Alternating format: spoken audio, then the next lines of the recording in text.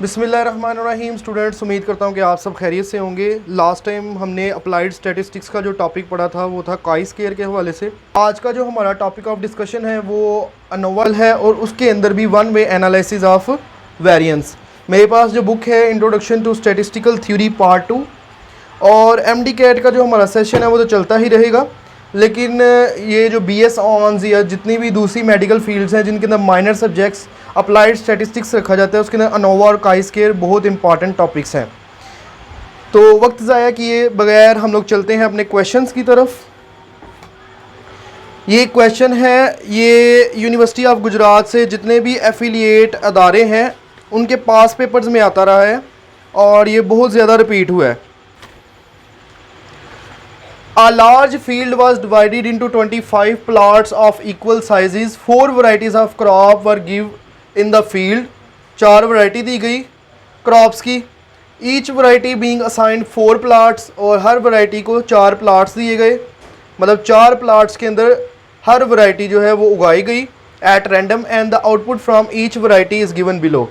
ये टेबल है और उसके बाद वो कहता है test the hypothesis that the variety gives equal level of production using 0.01 level of significance.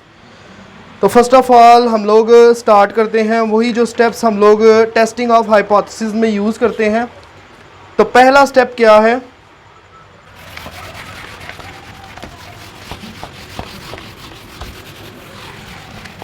पहला स्टेप है जी, पहले तो हम लोग नल और अल्टरनेटिव हाइपोथेसिस बनाएंगे।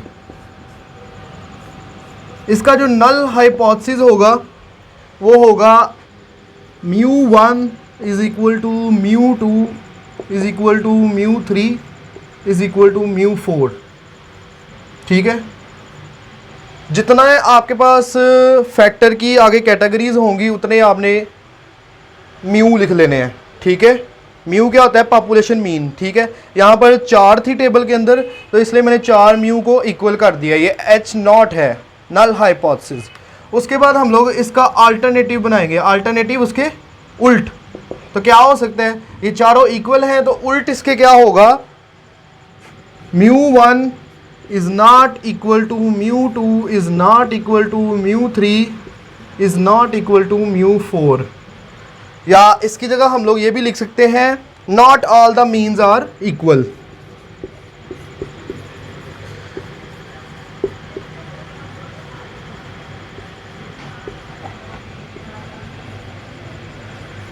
ठीक है, आप लोगों ने फोकस रखना है और ये लेक्चर जो है लास्ट तक आपने देखना है। हो सकता है कि ये लेक्चर थोड़ा लंबा हो जाए, लेकिन जब आप ये लेक्चर ख़त्म करेंगे तो आपको सारे पॉइंट्स जो हैं वो सही तरह क्लियर हो जाएंगे। ठीक है, उसके बाद जो सेकंड है वो हम लोग चूज़ करते हैं लेवल ऑफ सिग्निफिकेंस, जो कि हमें सवाल में भी दिया गया था। Let us choose the level of significance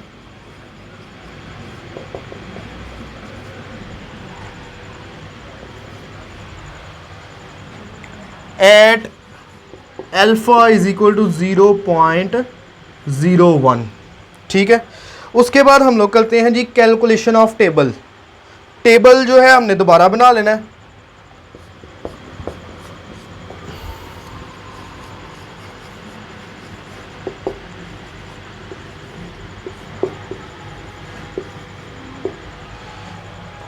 table बनाने के लिए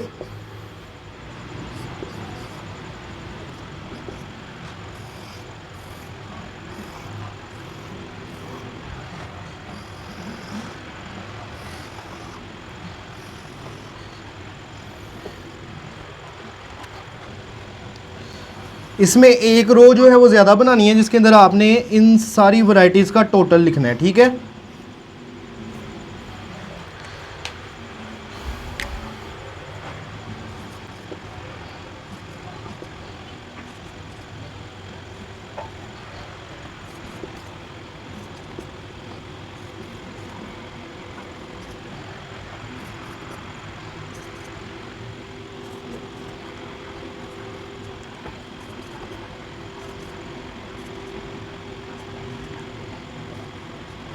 अब आपने क्या करना है, इन तमाम वैरायटीज़ को, कॉलम को आपने जो है टोटल करके नीचे लिख लेना है हर कॉलम के नीचे, ठीक है। ए वैरायटी का जो टोटल है वो बनेगा 252.6,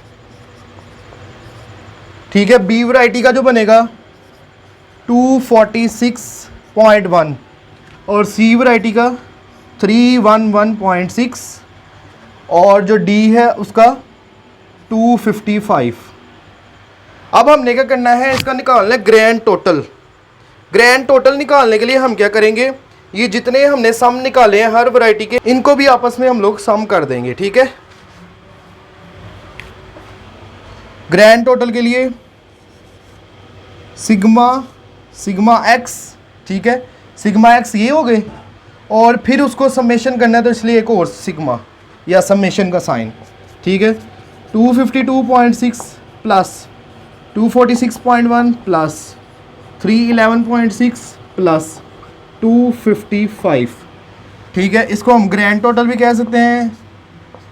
G dot T is equal to 1065.3। यहाँ तक जो है आपको उम्मीद करता हूँ कि क्लियर हो गया होगा। नेक्स्ट स्टेप क्या करना है, अब हम लोगों ने इनके करने हैं स्क्वेयर्स, तो मिटा लेते हैं इसको।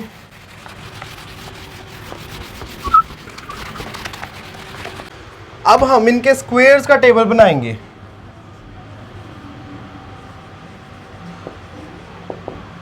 ठीक है, ए वैरायटी, बी, सी और डी।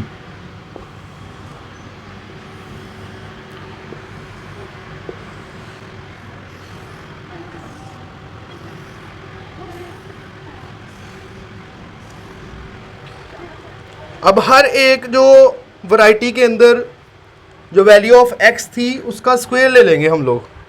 जैसे कि पहले था 60.2 तो उसका स्केल लेंगे 3624.04। ऐसे ही दूसरा क्या था 65.7 तो उसका अगर स्क्वायर लेंगे तो 4316.49, ठीक है। ऐसे ही 61.8 था थर्ड, तो उसका अगर हम करेंगे तो 3819.24। ऐसे ही जो चौथा था 64.9 तो उसका अगर हम लोग करेंगे स्क्वायर तो वो आएगा 4212.01। ऐसे ही आपने पूरा टेबल जो है ना वो मुकम्मल कर लेना है, ठीक है।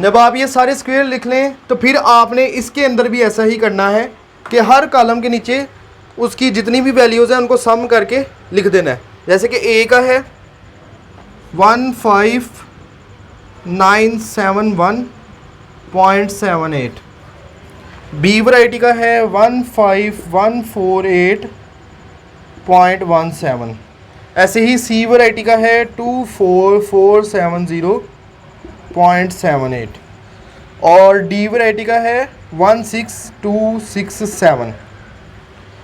यहाँ तक उम्मीद करता हूँ कि आप लोगों को समझ आ रही होगी। उसके बाद अब हम लोगों ने सम ऑफ स्क्वेयर्स निकालना है, ठीक है। पहले तो समेशन ऑफ सिंगल वैल्यूज थी, अब सम ऑफ स्क्वेयर्स निकालना है।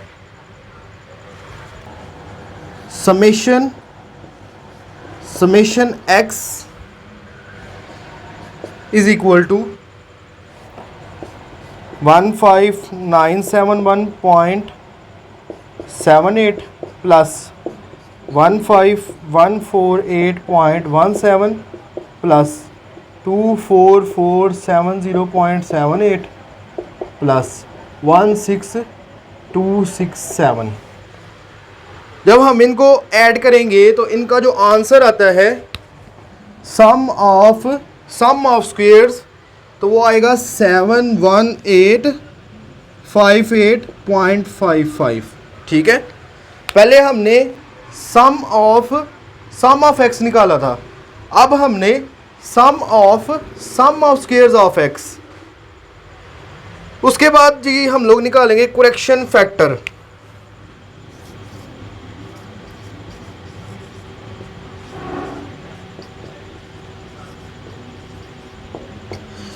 करेक्शन फैक्टर निकालने के लिए आपने क्या करना है, सम ऑफ एक्स जो आपने निकाला था 1065.3, उसका स्क्वायर ले लेना है और उसको डिवाइड कर लेना है टोटल नंबर ऑफ वैल्यूज इसके अंदर कितनी है, 1 2 3 4 4 4 4 और 4 16। तो इसको 16 से डिवाइड कर देना है, स्क्वायर लेके 16 से डिवाइड करना है, तो ये करेक्शन फैक्टर निकल आएगा। ठीक है, तो ये भी मैं आपको लिख देता हूँ। इसका आंसर आएगा 70929.005। ठीक है, वो ना भी लिखे 005 तो चलेगा। अब आपने निकालना है टोटल एस एस। ठीक है, और एस एस को एब्रीविएट करते हैं सम ऑफ स्क्वायर्स।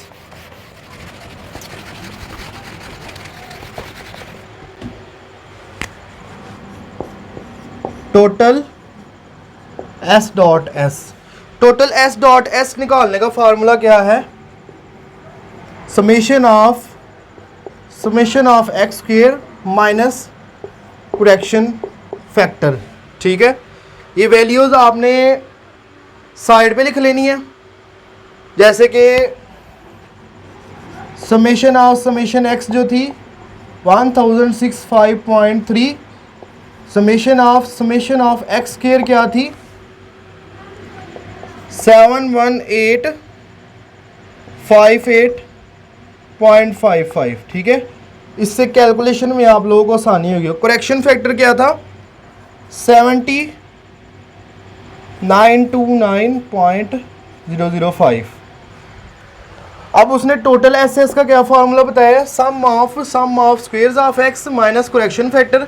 तो क्या वैल्यू लिखेंगे 71858.55 माइनस करेक्शन फैक्टर क्या था 70929.005।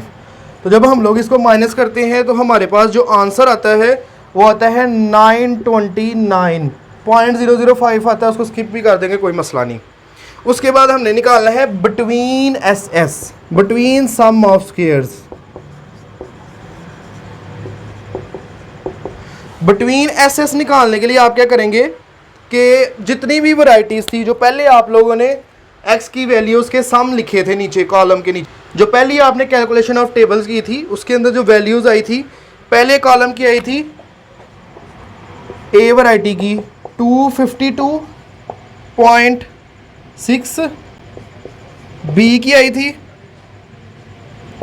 246.1 और सी की आई थी 311.6 और 4 की आई थी या डी की आई थी 255। ये आया था उन वैल्यूज़ का सम। बिटवीन एस एस निकालने के लिए हमारे पास ये वैल्यूज़ होनी चाहिए। कॉलम ए का जो सम आया था 252.6, कॉलम बी का 246.1, कॉलम सी का 311.6 और कॉलम डी का 255। इसका हम लोग लेंगे स्क्वायर और जितनी वैल्यू उस कॉलम के अंदर होंगी उससे डिवाइड कर देंगे और इनको आपस में भी हम लोग जमा करेंगे। ठीक है, पहले क्या करेंगे, जैसे कि ए है 252.6 का स्क्वायर और इनके कॉलम के अंदर कितनी वैल्यू थी 4, तो 4 से डिवाइड कर देंगे। ऐसे ही दूसरा 246.1 का स्क्वायर ओवर 4, 311.6 का स्क्वायर ओवर 4 प्लस 255 का स्क्वायर ओवर 4, और इसमें से हमने माइनस करना है करेक्शन फैक्टर को। इसको सॉल्व करें और उसमें से करेक्शन फैक्टर को माइनस कर देंगे तो हमारे पास क्या आ जाएगा बिटवीन एस एस। यहां पर जी सॉल्व किया हुआ है।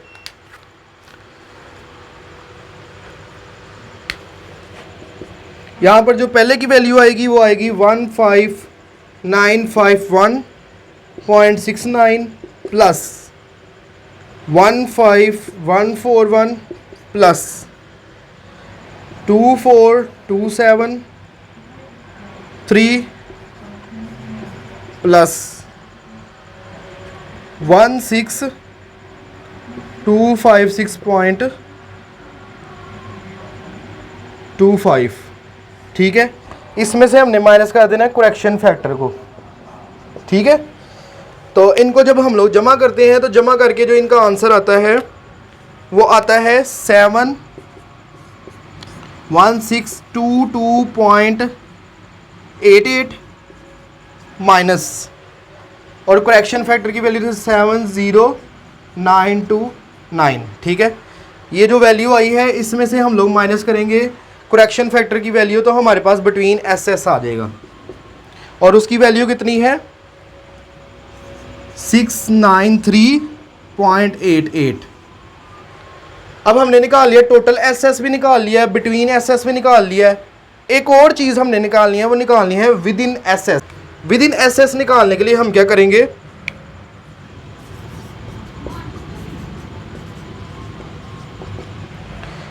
टोटल एस एस में से बिटवीन एस एस को माइनस कर देंगे।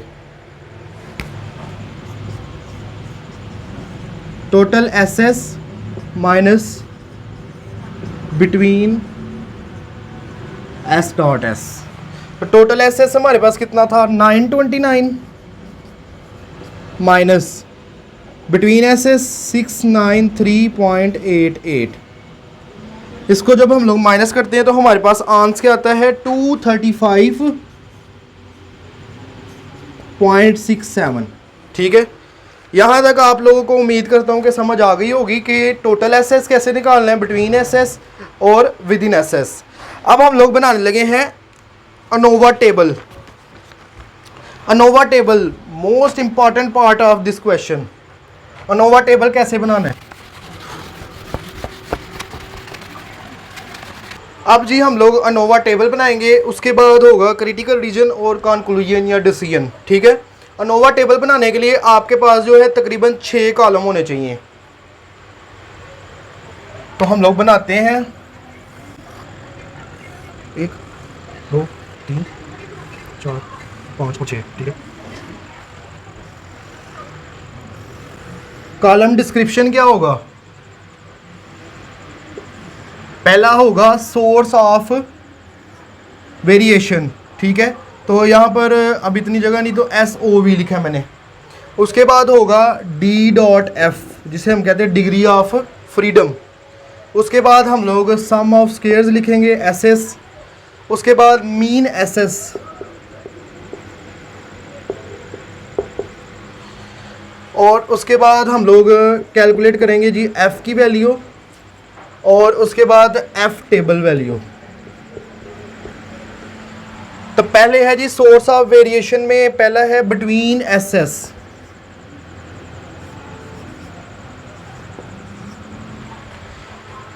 इसकी रो में आपने क्या लिखना है, डिग्री ऑफ फ्रीडम लिखने के लिए बिटवीन एस एस का आपने टोटल नंबर ऑफ जितने कॉलम होंगे, जैसे कि इस टेबल के अंदर टोटल नंबर ऑफ कॉलम जो हमने सॉल्व किया था, कैलकुलेट किया था, कितनी वैरायटीज़ थी 4। तो 4 में से 1 माइनस करेंगे तो इसका डिग्री ऑफ फ्रीडम निकलेगा 3। एस एस की वैल्यू मैंने साइड पे भी लिख दी थी, बिटवीन एस एस की वैल्यू क्या है 693.88। मीन एस एस निकालने के लिए हम क्या करेंगे कि जो डिग्री ऑफ फ्रीडम निकलेगा उससे एस एस को डिवाइड कर देंगे। जैसे कि 693.88 है तो इसको अगर हम लोग डिवाइड करें 3 से,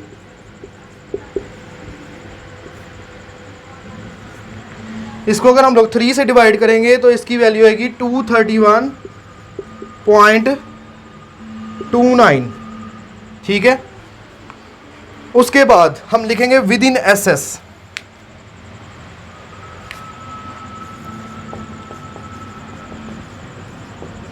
और उसके बाद लिखेंगे टोटल एस एस।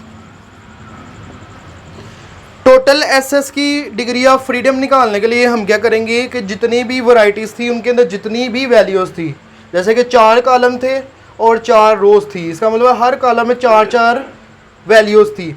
तो 4 जमा 4 जमा 4 16 वैल्यूज़ थी, 16 में से 1 माइनस करेंगे तो इसकी डिग्री ऑफ फ्रीडम निकलेगी 15 टोटल एस एस। और विद इन एस एस निकालने के लिए हम क्या करेंगे, 15 में से 3 को माइनस कर देंगे तो 12 आएगी जी विद इन एस एस की डिग्री ऑफ फ्रीडम। ठीक है, 3 ऊपर वाला और 15 जो है वो टोटल वाला। इसकी जो एस एस की वैल्यू थी वो क्या थी, विद इन एस एस की 235.67 और टोटल एस एस की जो वैल्यू थी एस एस की वो क्या थी 929.55। ठीक है, इसका अगर हम लोग मीन एस एस निकालें तो वो कैसे निकालेंगे, हम 235 को डिवाइड कर देंगे इसके डिग्री ऑफ फ्रीडम 12 से। जब 12 से इसको डिवाइड करेंगे तो क्या आंसर आएगा 19.63। अब f कैलकुलेट हमने करना है। f कैलकुलेट करने के लिए हम क्या करेंगे, जो ऊपर वाला होगा बिटवीन एस एस का मीन उसको डिवाइड कर देंगे विद इन एस एस के साथ। 231.29 डिवाइडेड बाय 19.63। तो जब 231.29 को 19.63 से डिवाइड करेंगे तो इसकी वैल्यू आएगी 11.78। ठीक है, अब हम करेंगे टेबल की वैल्यू कैलकुलेट। टेबल की वैल्यू हमारे पास पहले तो फॉर्मूला देखेंगे क्या है, एफ अल्फ़ा की वैल्यू क्या थी 0.01 और यहाँ पर लिखेंगे v1 v2 के लिए हम देखेंगे कि हमारे पास फार्मूला क्या है, एफ और अल्फ़ा की वैल्यू थी 0.01 और उसके बाद degree of freedom of between S S और degree of freedom of within S S. ठीक है, तो यहाँ पर है जी एफ 0.01 और v1 हमारे पास क्या है, degree of freedom of between S S वो है जी 3 कॉमा और degree of freedom of within S S क्या है हमारे पास, वो है 12। अब इसकी टेबल वैल्यू आपने कैसे कैलकुलेट करनी है, बुक का निकाल लेना आपने है चैप्टर नंबर 19 और पेज नंबर मैं आपको बताता हूँ 279। यहाँ पर आपने टेबल भी देखना है, ऊपर परसेंटेज भी लिखी हुई है। 5% के लिहाज से है पहला टेबल 279 पे, 280 पे जो है 2.5% के लिहाज से और 281 पेज नंबर पे है 1% के लिहाज से। तो ये जो हमारा अल्फ़ा था लेवल ऑफ सिग्निफिकेंस वो क्या था 0.01 मतलब 1% के लिहाज से। तो इसकी टेबल की वैल्यू आपने देखनी है, v1 की वैल्यू ऊपर देखनी है और v2 की वैल्यू नीचे देखनी है। v1 की वैल्यू हमारे पास क्या है 3 और v2 की वैल्यू क्या है 12। तो 3 के अंदर 12 की वैल्यू अगर हम कॉरस्पॉन्ड करेंगे तो वो क्या आ रही है 5.95। टेबल वैल्यू क्या आ रही है 5.95। अब हमारे पास टेबल वैल्यू भी आ गई है और कैलकुलेटेड वैल्यू भी आ गई है। अब हमारा जो काम है वो है हमने क्रिटिकल रीजन निकालना है।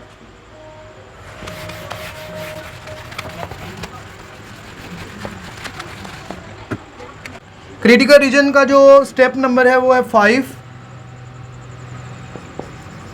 द क्रिटिकल रीजन इज, तो टेबल वैल्यू हमारी क्या आई थी, एफ कैलकुलेटेड जो है अगर ग्रेटर देन या इक्वल होगी एफ टेबल से। टेबल वैल्यू क्या आती है हमारे पास 5.95। इसका मतलब है कि 5.95 से अगर एफ कैलकुलेटेड बढ़ा हुआ तो वो रिजेक्शन रीजन में फॉल करेगा। हमारा जो एच नॉट है वो क्या हो जाएगा, रिजेक्ट हो जाएगा। अगर 5.95 से छोटा हुआ एफ कैलकुलेटेड तो फिर हमारा एच नॉट रिजेक्ट नहीं होगा, उसको हम एक्सेप्ट करेंगे। अब यहाँ पर जो हमने वैल्यू कैलकुलेट की थी वो क्या थी 11.78। तो 11.78 इससे बड़ी है 5.95 से, तो हमारा जो एच नॉट है वो रिजेक्ट हो जाएगा। अब आगे है जी 6 स्टेप कंक्लूजन। कंक्लूजन में लिखेंगे since F calculated is equal to 11.78 falls in critical region, या इसकी जगह हम लोग रिजेक्शन रीजन भी लिख सकते हैं। Hence we reject H naught. ठीक है, या इसकी जगह हम लोग ये भी लिख सकते हैं we do not accept H naught and we conclude that. तो जब एच नॉट रिजेक्ट हो गया, एच नॉट में क्या था, ऑल मीन्स आर इक्वल, और वो रिजेक्ट हो गया, तो उसके अल्टरनेट हाइपोथेसिस क्या था, all the means are not equal. तो ये था जी हमारा कंक्लूजन। इसके बाद क्वेश्चन हमारा मुकम्मल हो गया और उम्मीद करता हूँ कि आपको ये टॉपिक बहुत अच्छी तरह समझ आया होगा। और अगर आपको कोई कन्फ्यूजन हो तो आप कमेंट में पूछ सकते हैं, मैं इसके कमेंट में और भी 2-4 क्वेश्चन सॉल्व करके लिंक लगा दूंगा, आप वो भी जाके देख लीजिएगा और ज़्यादा से ज़्यादा प्रैक्टिस कीजिएगा और इस टॉपिक को पुख्ता कर लीजिएगा। और इस चैनल को ज़रूर सब्सक्राइब कीजिएगा, अपने फ्रेंड्स के साथ ज़रूर शेयर कीजिएगा। फ़ी अमानिल्लाह, अल्लाह हाफिज़।